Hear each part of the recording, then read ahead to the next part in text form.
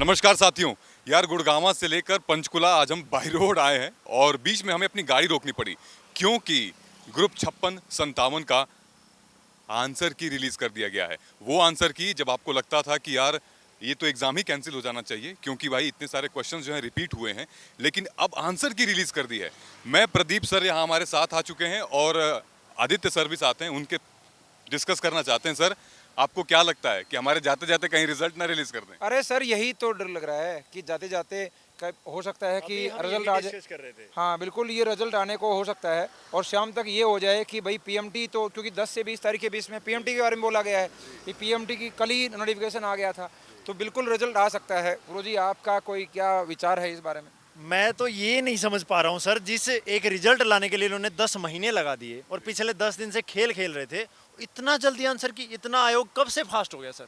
मतलब ये तुरता फुर्ती में बस सिर्फ वो कहते हैं ना, रोड को ठीक करने के लिए कभी कोई मंत्री आता है तो हम सिर्फ थीगड़ी लगा के उसको ठीक कर रहे हैं, बस खाना पूर्ति, वो चीज़ यहाँ की जा रही है, साफ साफ दिखाई दे रहा है सर। मतलब वही बात है, यदि आप, जैसे आपने गुरुजी ने बोला कि 2 साल लगा दिया गुरुजी उसको पेपर को लेने में, अभी जैसा ये आया कि 41 क्वेश्चन रिपीट हुआ जो बिल्कुल गलत हुआ है, सरासर गलत हुआ है। और एचसीएस के मामले में भी ऐसा हुआ था कि 38 क्वेश्चन आए थे और हम बोल भी रहे थे कि ये नहीं कैंसिल करने वाले, नहीं कैंसिल करने वाले, लेकिन फिर भी ये कोशिश की जा सकती थी। और उसके लिए हम एक बार अपने चेयरमैन साहब से बात करने के लिए जा ही रहे थे, लेकिन रास्ते में धमाका हमें सुबह मिला। उठते ही हम जब देखा, न्यूज़पेपर देखा, तो सरकार बोलती है कि विपक्ष का दबाव नहीं मानने वाले, रद्द नहीं करने वाले, हम तो रिजल्ट निकालने वाले हैं। तो फिर एक ये धमाका भी थोड़ी देर पहले दिखा कि आंसर की आ गई है। अब थोड़ी देर में हो सकता है रिजल्ट आ जाए और फिर पीएमटी हो जाएगा और ये तो भाई साहब इस महीने में मेरे हिसाब से ज्वाइनिंग हो जाएगी। देखते हैं सर, मुझे लगता है ये विपक्ष का जोर है या फिर छात्रों का डर है कि विद्रोह ना कर सकें या फिर क्या। देखते हैं अब अगला स्टेप क्या होगा। अभी हम पहुंच के आपको लाइव अपडेट देते हैं कि अब क्या चल रहा है। अगर हमारी मुलाकात होती है चेयरमैन साहब से, उनसे भी इंटरव्यू करेंगे हम। अपडेट के लिए आप हमारे साथ जुड़े रहें, चैनल को सब्सक्राइब करके बेल आइकन जरूर दबाएं। धन्यवाद। देखिए, पता तो हमें भी था कि पेपर कैंसिल नहीं होगा, क्योंकि सारे यूट्यूबर ये बोल रहे थे 200% कैंसिल, 300% कैंसिल, लेकिन हम कह रहे थे क्योंकि एचएसएससी का बैकग्राउंड देखते हुए नहीं करेंगे। लेकिन फिर भी बच्चों के लिए एक उम्मीद की होप सर, क्योंकि दुनिया उम्मीद पे कायम है, फिर भी हम इतनी दूर चल के परेशान होके आए हैं कि कोई नहीं, क्या पता एक उम्मीद की किरण जगी हो, क्या पता हमारी बात पहुंच जाए और मानी जाए। लेकिन वही है, निराशा ही हाथ लगेगी, लेकिन फिर भी एक पॉजिटिविटी लेके हम वहां तक आए, पूरी टीम यहाँ आई है। बिल्कुल सर, चलेंगे चलेंगे। All the best.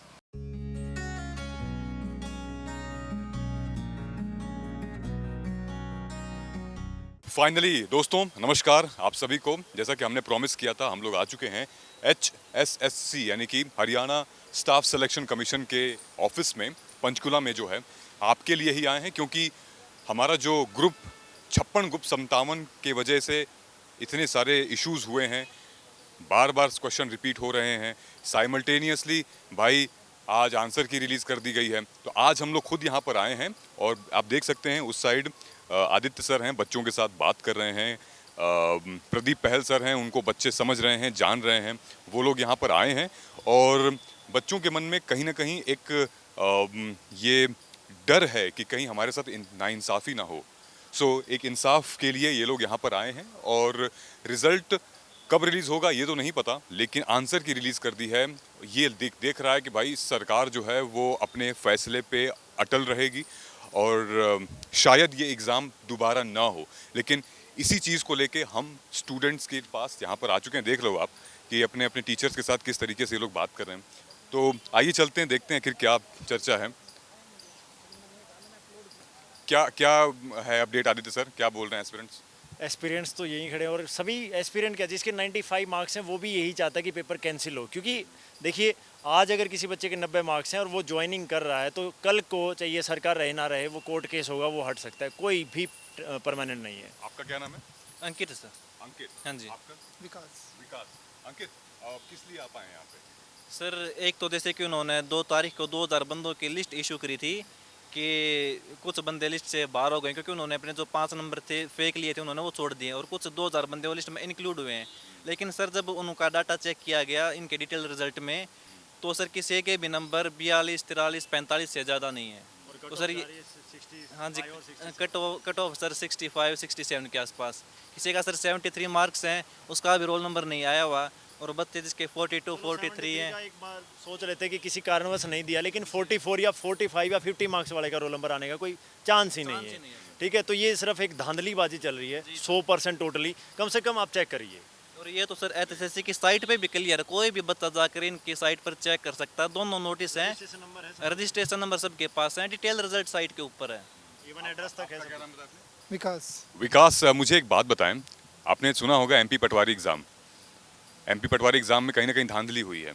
आपने सुना होगा छत्तीसगढ़ एग्ज़ाम में कहीं ना कहीं धांधली हुई, स्टूडेंट्स ने प्रोटेस्ट किया है, पटवारी में भी प्रोटेस्ट किया था। आज क्या हम इस परिवेश में जुड़े हुए हैं? क्या यहाँ पे कुछ धांधली हुई है या फिर गलती हो गई है या फिर सब ठीक है?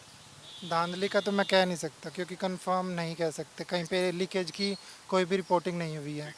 और जहाँ तक बात है कि जो एग्ज़ाम है वो फेयरली कंडक्ट हुआ है, तो फेयर कैसे मान ले? जो आपने सिलेबस दिया उसमें आपने प्रोपोर्शनेटली आपने क्वेश्चन पूछे नहीं, अब आपने 41 रिपीट कर दिए। तो जो कैंडिडेट था जो थोड़ा कमज़ोर था और जो इंटेलिजेंट था आपने एट पार कर दिया, उनको बराबर ला के रख दिया। फ़ायदा क्या हुआ? अब 3 महीने से मैं लगातार दिन रात करके, मेरा हिंदी और हरियाणा जीके थोड़ी वीक थी, मैंने हिंदी इंप्रूव कर ली, हरियाणा जीके मैं पूरी नहीं कर पाया। मैंने नए सब्जेक्ट्स पे फोकस किया। नए सब्जेक्ट्स में से आपने एक क्वेश्चन नहीं पूछा, ना इकोनॉमिक्स में से, ना इंश्योरेंस में से, ना ईवीएस में से, डिजास्टर मैनेजमेंट में। सिर्फ आप किस उम्मीद से यहाँ पे आए हैं? आप कहाँ से आ रहे हो? आप मैं हिसार से आया हूँ। आप किस उम्मीद से आए हैं? आप हिसार से यहाँ पर आप कहाँ से आए हो? हिसार से रांची से। आप भी हिसार से आए हो? आप भी किस उम्मीद से आप लोग आए हुए हैं? उम्मीद से तो ये थी कि एक मेरा वो कंपनी कमांडर और प्लाटून कमांडर की रोल नंबर की प्रॉब्लम थी, तो वो सोल्व हो जाए। लेकिन 2 जगह तो मैं जा चुका हूँ, हेल्प डेस्क पे और फिर आगे रिक्रूटमेंट सेल में। अब लास्ट ऑप्शन मेरे पास चेयरमैन सर का है, वो अभी प्रेजेंट है नहीं, तो मैं उनसे मिल नहीं पाया हूँ। तो अभी तक तो मेरी प्रॉब्लम का सोल्यूशन हुआ नहीं है। और जहाँ तक ये बात है, आज मैंने देखा साइट पे आंसर की भी अपलोड हो चुकी है। आप आंसर की कैसे कर रहे हो? आप तो रिक्रूटमेंट को आप चलाते जा रहे हो। कोर्ट ने जबकि ये कह रखा है कि आप कोई भी काम हमारे बिना परमिशन के नहीं करेंगे। रिजल्ट पे स्टे है, इसका मतलब उसके पार्ट्स पे भी तो स्टे होगा। आंसर की कैसे रिलीज़ कर दिया आपने?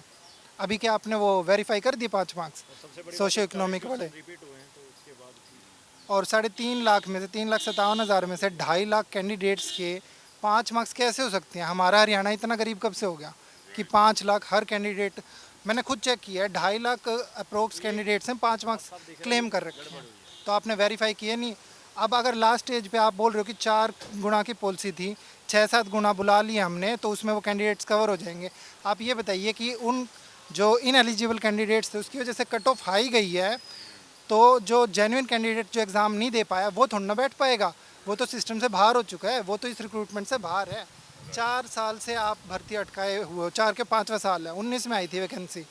अगली आपका क्या पता है इलेक्शन तक ये पूरी भी होगी कि नहीं? अगली गवर्नमेंट तो क्या पता किस नए तरीके से करेगी। आप आगे, क्या नाम है आपका? नमस्कार सर, मेरा नाम गुरदीप सिंह और मैं करनाल डिस्ट्रिक्ट से आया हूँ। 5वीं बार मैं यहाँ पे आया हूँ। 5वीं बार आए हैं? 5वीं बार।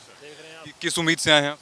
और ये पहले मेरा फर्स्ट लिस्ट में कोई नाम नहीं आया फायर के लिए, फिर एप्लीकेशन दे के गया तो दूसरी लिस्ट में मेरा नाम आया। दूसरी लिस्ट में नाम आने के बाद 8 तारीख तक मैं दिन रात देखता रहा भाई मेरा एडमिट कार्ड निकलेगा। मेरा कल ये एडमिट कार्ड निकला जिस पे पीएमटी का टाइम दिया हुआ है 9 तारीख का। अब बताओ मैं क्या करूँ इसके लिए? ये देखो 9 तारीख को सुबह फर्स्ट में 6:30 बजे इसमें तो मैं और एक चीज़ ऐड कराना चाहूँगा। एडमिट कार्ड मेरा कल निकलने लग रहा है। अब देखते हैं आज 5वीं बार। आपको कब मिला है? ये मेरे को कल मिला। कल मिला है? हाँ, कल 10 तारीख थी? कल 10 तारीख 9 तारीख का ये पीएमटी है। कुछ कहना चाह रहे थे? मैं इसमें ये ऐड कराना चाहूँगा कि मैंने जो 2 पोस्ट थी जिन पे अप्लाई किया था, इन्होंने सबसे पहले एक पीएमटी की लिस्ट निकाली जिसमें जितनी भी कैटेगरीज हैं उनकी कट ऑफ और रजिस्ट्रेशन नंबर, कौन कौन शॉर्ट लिस्ट हुए हैं कैंडिडेट, वो निकाल ली थी। उसमें मेरा नाम रजिस्ट्रेशन नंबर नहीं था, ठीक है, मैंने छोड़ दिया फिर। और लेकिन मेरी कट ऑफ से ऊपर मार्क्स थे, 63 गई थी, मेरे उससे ज़्यादा मार्क्स थे, फिर भी मेरा नहीं आया क्योंकि लेकिन मैं एग्ज़ाम में इतना बिजी था तो मैं HSSC ऑफिस में नहीं आ सकता था। फिर मैंने एग्ज़ाम दे के 56 और 57 का एग्ज़ाम हो चुका, मैंने बाई चांस ही उस लिंक पे क्लिक कर दिया पीएमटी एडमिट कार्ड वाले पे, और मैंने जब अपना रजिस्ट्रेशन नंबर डाला तो मैंने देखा मेरा तो परसों का एडमिट कार्ड आया हुआ है कंपनी कमांडर का। मैंने अप्लाई किया दोनों पे, कंपनी और प्लाटून पे, लेकिन उन्होंने सिर्फ कंपनी कमांडर के लिए बुलाया मेरे को। लेकिन मैं तो हैरान ये हूँ, ना तो इन्होंने रिवाइज लिस्ट डाली, जो कैंसिल हो गए थे पीएमटी पहली लिस्ट, दूसरी में कंपनी कमांडर और प्लाटून कमांडर का कोई जिक्र ही नहीं था। और अभी तक कोई रिवाइज्ड आई नहीं है, उनकी कट ऑफ की क्या रिवाइज्ड है और कौन कैंडिडेट ऐड हुए हैं या डिलीट हुए हैं उसमें से, लिस्ट में से कुछ आया ही नहीं है। तो मैंने बाई चांस चेक कर लिया, नहीं तो मेरा तो मिस हो जाता ही है। आप बताएं जी। और इसमें ऑल इंडिया के अंदर फायर में हाइट मांगते हैं 165 और यहाँ पे 170 मांगी हुई है। एससी बीसी के लिए कोई छूट नहीं दी हुई है। फायर ऑफिसर डिपार्टमेंट में गए, ईमेल वगैरह भी भेजी, उन्होंने कहा हमारे से गलती होगी, अगर हम इस संशोधन को करते हैं तो 5 साल बाद भर्ती जाएगी। अब बताएं क्या करें, कोई एससी बीसी की कोई छूट नहीं है, हाइट 170 कर दिया। जबकि ऑल इंडिया में नागपुर में ये एक इंस्टीट्यूट, गवर्नमेंट इंस्टीट्यूट है, वहाँ भी 165 मांगते हैं अगर ट्रेनिंग के लिए जाए, कोर्स के लिए, और ये 170 ले रहे हैं। आप अगर बताएं कि जिस तरीके से आंसर की रिलीज हुई है आज अभी, क्या आपको डाउट है कि रिजल्ट भी डिक्लेयर कर दिया जाएगा या फिर इसके भी कुछ उम्मीदें लग रही हैं कि कुछ संशोधन ले आएंगे, या फिर क्या क्या उम्मीद है? बिना किसी अमेंडमेंट के ये रिजल्ट रिलीज करेंगे, ये तो धक्के से लगाएंगे, इस बारे में तो फुल्ली श्योर हूँ। क्योंकि मेरे को लगता है गवर्नमेंट इस बारे में क्लियर नहीं है कि उन्हें रिक्रूटमेंट करनी भी है कि नहीं करनी। क्लियर होती तो वो कोर्ट की सारी जितनी भी ऑर्डर्स दिए हैं फॉलो करते वो, लेकिन उन्होंने फॉलो नहीं किया और उनका नुकसान भी कुछ नहीं हो रहा, कैंडिडेट्स का सिर्फ लॉस हो रहा है। अगर जाती है, उन्होंने पहली बात तो स्टूडेंट्स को 4 कैटेगरीज में डिवाइड एंड रूल कर रहे हैं वो।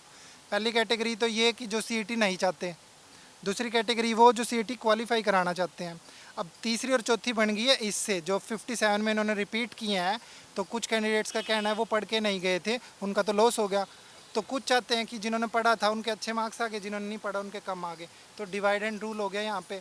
तो स्टूडेंट आपस में ही लड़ते रहेंगे, वो एक तो होंगे नहीं, किसी भी एक कॉमन प्लेटफॉर्म पे नहीं आएंगे वो। और ये रिक्रूटमेंट मेरे को नहीं लगता सिरे चढ़ेगी, ये कैंसिल होगी। और नुकसान किसका होगा? कैंडिडेट्स का होगा। ऑलरेडी 5 साल वेट कर चुके हैं। आप क्या कहना चाहते हैं? क्योंकि सर स्टूडेंट बिल्कुल इस मैटर पे एक नहीं है, क्योंकि हम अपने आसपास भी देखें तो सिर्फ 4 या 5 स्टूडेंट अभी यहाँ पे आए हुए हैं। लेकिन 4 या 5 से क्या होता है सर? जब लग स्टूडेंट यहाँ पे आएंगे नहीं, ये आपकी बात कैसे सुनेंगे? अब घर बैठने से तो कुछ होगा नहीं सर, इसलिए सबको यहाँ पे एक साथ आना पड़ेगा, अपनी बात चेयरमैन सब सर तक पहुँचानी पड़ेगी। तब इससे पहले कभी ऐसा हुआ है कि इस तरीके का अगर माहौल हुआ है, स्टूडेंट्स ने प्रोटेस्ट किया है, सरकार ने या फिर चेयरमैन साहब ने बात मानी हो, ऐसा कुछ हुआ है पहले?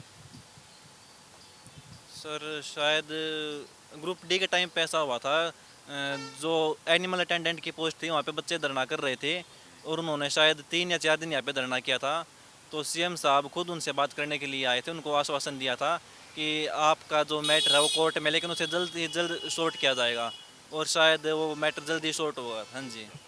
मुझे अब ये लग रहा है आप ये भी बताना चाहते हैं कि अगर ढेर सारे स्टूडेंट्स जो हैं वो अपने घर से अगर निकल कर आते हैं, जैसे कि हम लोग आपके टीचर्स, हम लोग खुद गुरुग्राम से यहाँ पर आए हैं, आप लोग खुद हिसार से और न जाने कहाँ से आप लोग आए हैं, आप कहाँ से? करनाल से आए हैं। सो वो सिर्फ मुद्दे की बात रखने के लिए, आपने कहा कि हाई कोर्ट ने स्टे भी लगा रखा था, फिर भी एडमिनिस्ट्रेटिव पावर यूज़ किया गया, अपनी ज्यूरिसडिक्शन यूज़ की गई। लेकिन यहाँ पे भाई बात सेपरेशन ऑफ पावर की नहीं है, बात है स्टूडेंट्स के मुद्दे की, स्टूडेंट्स के भविष्य की। और देख सकते हैं आप, इन्होंने कहा कि लगभग स्टूडेंट्स के 3-4 साल का करियर का सवाल है। किसी ने कहा कि यार वो वक्त नहीं मिलता है ना। सो अभी होलिस्टिकली हमारा ये मुद्दा टोटल आता है कि अब एक मुद्दा जो है, आपको लगता है कि हाँ, अगर चेयरमैन साहब या उनकी पूरी टीम अगर देख रही होगी, सरकार देख रही होगी इस वीडियो को, तो आप क्या कहना चाहते हैं उनसे? मैं तो एक चाहूँगा कि एक गलती जो सबसे बड़ी की है वो एचएसएससी ने खुद एग्ज़ाम कंडक्ट करा के की है। क्योंकि जो 5 और 6 नवंबर को हुआ था, एनटीए ने कराया था, किसी भी स्टूडेंट को शिकायत नहीं थी। पेपर बहुत अच्छे पैटर्न पे बना था, इक्वल डिस्ट्रीब्यूशन था जितने भी सब्जेक्ट्स के थे। तो मैं ये चाहूँगा कि आप एनटीए से ही करा लेते। एनटीए तो क्योंकि एक्सपीरियंस बॉडी है, हालांकि आपको भी एक्सपीरियंस है, लेकिन आप टोटल फेलियर है इस मामले में। अगर आप एनटीए से कराते तो ये नई प्रॉब्लम क्रिएट नहीं होती। आपका क्या एक वो मुद्दा है, आपकी एक शिकायत जो आप चाहते हैं कि हाँ, अगर कोई सुने मेरी बात तो ये मेरा पॉइंट होना चाहिए? मैं सर यही बोलना चाहता हूँ, जो भी ये फेक जो 2000 बच्चे इस लिस्ट में इंक्लूड किए गए हैं, जैसे कि सबको पता है कि ये फेक हैं, लेकिन सर फिर भी कोई सुन नहीं रहा है, कोई इस बात का मतलब जिक्र भी नहीं कर रहा है। तो मैं चाह रहा हूँ कि ये जो 2000 बच्चों की लिस्ट है, सरकार इसको कैंसिल करे और दोबारा से अगर लिस्ट में कुछ इंक्लूड करने कुछ बच्चे तो फेयर तरीके से इंक्लूड हों सर। ऐसा नहीं किसी के 40 नंबर हैं वो भी पेपर दे रहा है, और किसी के 65 हैं वो भी दे रहा है, और किसी के 75 सर वो भी दे रहा है। आप क्या कहना चाहते हैं सर? जस्ट एक वो बात, एक वो शिकायत अगर आप बस यही देख रहे साहब जी, हम तो वही ये भी धांधली है और तो कुछ इसमें रहा नहीं। 5-5 बार आके जो अब तक ही नहीं हमारी सेटिंग हुई, एडमिट कार्ड कब दे रहे, निकल रहे कब है, पीएमटी कब है, सब धांधली है। कोई धांधली बता रहा है, कोई कह रहा है कि अफवाह है, कोई कह रहा है कि नहीं ज़बरदस्ती है, किसी ने हाई कोर्ट के ऊपर स्टे लगा दिया है। तो ढेर सारी ऐसी चर्चाएं हैं, मुद्दे हैं, लेकिन सबसे इम्पोर्टेंट जो बात ये आ रही है कि स्टूडेंट्स ऑलरेडी यहाँ पर आ चुके हैं। हमारी टीम भी यहाँ पे, अड्डा की टीम भी आ चुकी है। एक ऐड है ना सर कि स्टूडेंट्स को इन्होंने रूल एंड डिवाइड कर रहे हैं। पहले इन्होंने प्री का रिजल्ट निकाला, फिर 4 गुना पे स्टूडेंट्स को तोड़ दिया। फिर अब ये पेपर दे के अब जिसके अच्छे मार्क्स है वो सोच रहा है यार नहीं हो कैंसिल, क्योंकि वो यही चाहेगा भाई मेरे 90 बन रहे, मेरे 85 88 हैं, तो वो सोच रहे हैं क्यों अब 30,000 बच्चों में से 10,000 वो नहीं आएंगे, बाकी बस तितर बितर भीड़ को अलग अलग कर दिया ताकि हमारी कोई सुने ना। जल्दबाजी में आंसर की। और जैसा इस बच्चे ने कहा कि एनटीए बहुत अच्छी थी, 7.5 लाख बच्चों ने एग्जाम दिया था एनटीए का, किसी को कोई शिकायत नहीं हुई सिंगल, सभी पैटर्न से था, सभी सिलेबस के अकॉर्डिंग था। और सर 7.5 लाख बच्चे थे और यहाँ सिर्फ 30-40 हज़ार बच्चों का एग्जाम लेने में इनकी हवा टाइट हो रही है। मतलब आपके पास एक ऐसी एजेंसी है, उसके बावजूद आप 41 क्वेश्चन अगले दिन रिपीट कर रहे हैं, नेक्स्ट डे 41 क्वेश्चन, मतलब पूरा ही पेपर हो गया और बाकी क्वेश्चंस भी सेम हूबहू ही थे, कुछ नहीं कह सकते कि कुछ अलग करना पड़ा हो। तो कम से कम आप हिलाइट पर्सन्स यहाँ बैठते हैं, कमीशन है तो आप बच्चों के लिए हैं, बच्चों को तकलीफ देने के लिए नहीं। तो प्लीज़ बच्चों की परेशानियों को सुनिए, जो भी चीज़ें कर रहे हैं जेन्युइन है, इनके पास सबूत हैं और आपके पास भी हैं। ऐसा नहीं कि आपकी नज़र के अनदेखा चीज़ें चल रही हैं, सब कुछ है, जैसे साइट पे है, रिजल्ट है, और 2-2 हज़ार बच्चों का फेक ऐड हो जाना या कुछ भी है जो चीज़ें हैं। और सबसे बड़ी बात तो आप कोर्ट का ऑर्डर अवॉइड करके आप आंसर की दे रहे हैं, और हो ना हो सर बहुत जल्द रिजल्ट आ जाएगा। उम्मीद ऐसी लग रही है, उम्मीद ऐसी दिख, लेकिन एक दफ़ा फिर से अगर कोई भी मेंबर का या फिर कोई टीम का अगर हमारी इस वीडियो को देख रहा है तो उनसे दरख्वास्त है, रिक्वेस्ट है कि एक बार एस्पिरेंट्स की, बच्चों की बातें सुने, क्योंकि ये यूथ हैं भारत के, इनके साथ अगर गलत होगा तो हमारे भविष्य के साथ गलत सिलेक्शन होगा। होगा सर, किसी के लिए वो, किसी को शिकायत नहीं होगी, ना इस बच्चे को, ना इस बच्चे को, ना किसी और को। क्योंकि अगर ये फेयर सिलेक्शन अपनी मेहनत से लगा तो ये कल को उठ के नहीं कह सकता ये अपनी मेहनत से क्यों लग गया। लेकिन अगर कुछ आयोग की गलती है, कुछ और है, मैं तो यही कहूँगा कि कम से कम कमीशन आप लोगों के लिए है, ठीक है, स्टूडेंट्स के लिए ना कमीशन, तो आप तकलीफ दे के उनको क्या ही हासिल करना चाहते हैं मुझे समझ में नहीं आ रहा। जुड़े रहिएगा हमारे साथ, और भी बहुत सारी बातें हैं क्योंकि हम लोग यहाँ पर आए हैं और काफ़ी सारी चीज़ें के साथ कवर करेंगे। बहुत अच्छा भी लग रहा है, स्टूडेंट्स के साथ हम लोग मिल रहे हैं, बहुत सारी बातें नज़र आएंगी, इनको भी अच्छा लगा, हमें भी अच्छा लगा। आप कमेंट के ज़रिए बताते रहिए आपका क्या नज़रिया, अगर आप आ नहीं पाए हैं जिस शहर से आप हैं, आपका क्या नज़रिया, ओपिनियन क्या है, कॉमेंट के ज़रिए ज़रूर बताइए, है ना। लाइक शेयर सब्सक्राइब ज़रूर करिएगा, शेयर कर दीजिएगा अपने टेलीग्राम और इंस्टाग्राम और व्हाट्सएप ग्रुप में, ताकि ये मैसेज जो है वो देर दूर तक पहुँचे, जल्दी एक्शन इस पर लिया जाए, है ना। जय हिंद।